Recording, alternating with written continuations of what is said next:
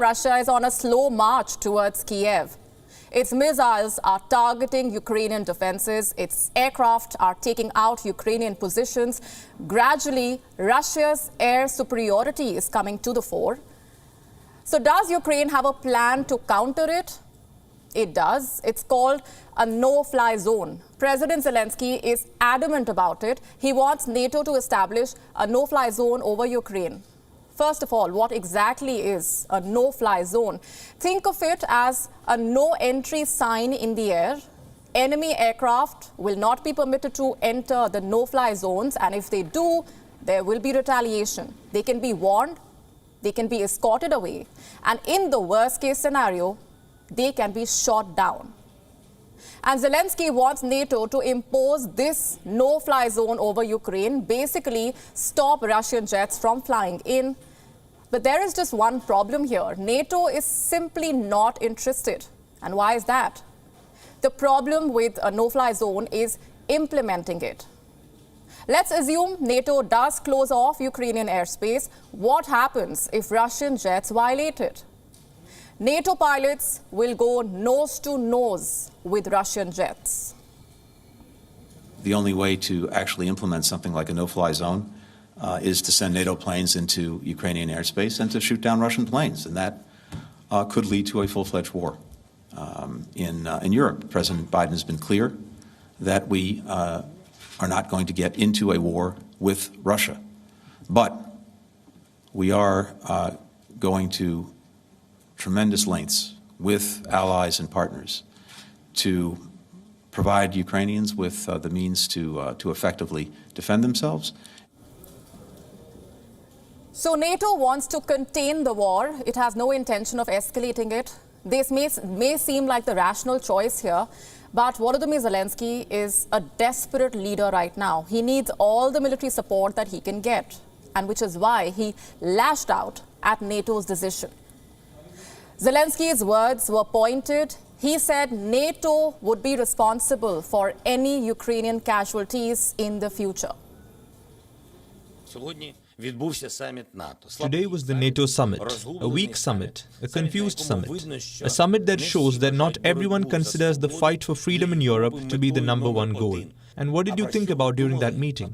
People who die from now on will also die because of you, because of your weakness, because of your disunity.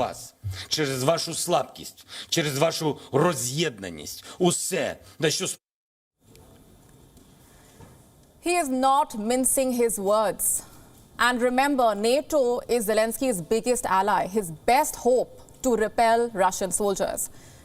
So what does this tell you about Ukraine's position? One, the Russian advance may be slow, but it is relentless. And two, Ukraine overestimated NATO's commitment. Diplomatically, the alliance has been isolating Russia. Financially, the sanctions have been imposed. But what about military support? That is where Ukraine was counting on more NATO assistance. Does that mean NATO should impose a no-fly zone? Most experts say no. Russia versus Ukraine is a conventional war. Russia versus NATO has echoes of a nuclear war. More countries will be dragged in, more soldiers, more weapons. The Russian president had this warning for the Western leaders. Listen in. Now we are hearing that a no-fly zone must be established over the territory of Ukraine. It is impossible to do so over the territory of Ukraine itself. It is possible only from the territory of some neighboring countries. But any move in this direction will be viewed by us as a participation in the armed conflict, of whichever side whose territory will pose a threat to our service members. That very second, we will view them as participants of the military conflict, and it would not matter what members they are. And that is a clear message from Putin. If you impose a no-fly zone, you are joining the war. And right now, NATO does not want to be a part of this war, clearly. So what options does the alliance have? One is to prop up Ukraine's own air defense. How can they do that? By providing more fighter jets, by sending more missile systems. NATO seems to be moving in that direction. Last month, the European Union promised to send fighter jets to Ukraine. Ukrainian pilots were dispatched to fly the jets. But suddenly, the deal stalled. The fighter jets remained grounded. It took another appeal from Volodymyr Zelensky to grease the wheels. This time, his temperament was different. He said, if you cannot impose a no-fly zone, at least send your jets. The world is strong enough to close our skies to Russian missiles, fighter jets and helicopters.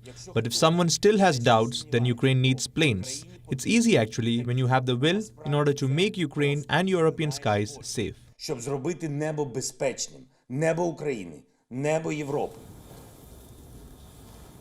And the obvious candidate to provide these planes is Poland. It has a fleet of Soviet-made MiG fighters. Ukrainian pilots have flown them before, so no additional training will be required. But there is one problem. If Poland offers these jets, its air force will become weaker. And with Russia marching through Ukraine, it will worry Poland. So what is the solution?